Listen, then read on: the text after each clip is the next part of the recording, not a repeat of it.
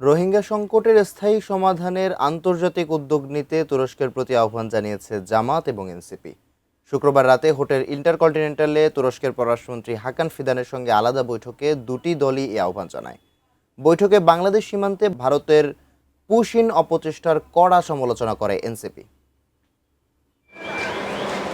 শুক্রবার রাতে ঢাকায় হোটেল ইন্টারকন্টিনেন্টালে বাংলাদেশ সফররত তুরস্কের পররাষ্ট্রমন্ত্রী হাকান ফিদানের সঙ্গে বৈঠক করেন জাতীয় নাগরিক পার্টি এনসিপির কয়েকজন শীর্ষ নেতা।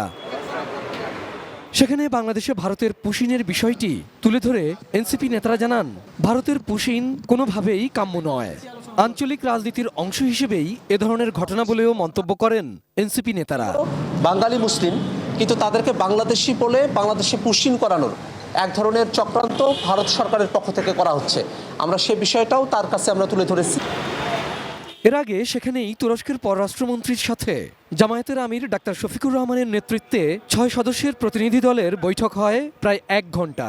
রোহিঙ্গা সংকটের স্থায়ী সমাধানের জন্য দেশটিকে আন্তর্জাতিক উদ্যোগ নেয়ার আহ্বান জানায় জামায়াত। তো রোহিঙ্গা ক্রাইসিস নিয়ে বাংলাদেশ যে সমস্যার মধ্যে আছে, এটার একটা যৌক্তিক সমাধানের জন্য তারা যেন আন্তর্জাতিক উদ্যোগের অংশ হিসাবে এগিয়ে এসে তারা দায়িত্ব পালন করেন। আমাদের এখানকার যে সংকট, বিশেষত রোহিঙ্গা প্রত্যাবাসন নিয়ে আমরা কথা বলেছি। তুরস্কের পররাষ্ট্রমন্ত্রীর সাথে বৈঠকে চামড়া, পাট, পোশাক শিল্প, শিক্ষা ও স্বাস্থ্য খাত এবং প্রতিরক্ষা বিষয়ে বাংলাদেশ সরকারকে সহযোগিতার আহ্বান জানায় জামায়াত এবং এনসিপি। সে নতুন সরকারের সাথে তুরস্ক কাজ করার ব্যাপারে খুবই সিরিয়াসলি আগ্রহ প্রকাশ করেছে এবং এই সফর তার একটা আপনার নিদর্শন। কৃষিক্ষেত্র আছে, সেই জায়গাগুলোতে কিভাবে তুরস্ক এবং বাংলাদেশের মধ্যকার সম্পর্ক উন্নয়নের ক্ষেত্রে আমরা ভূমিকা রাখতে পারি।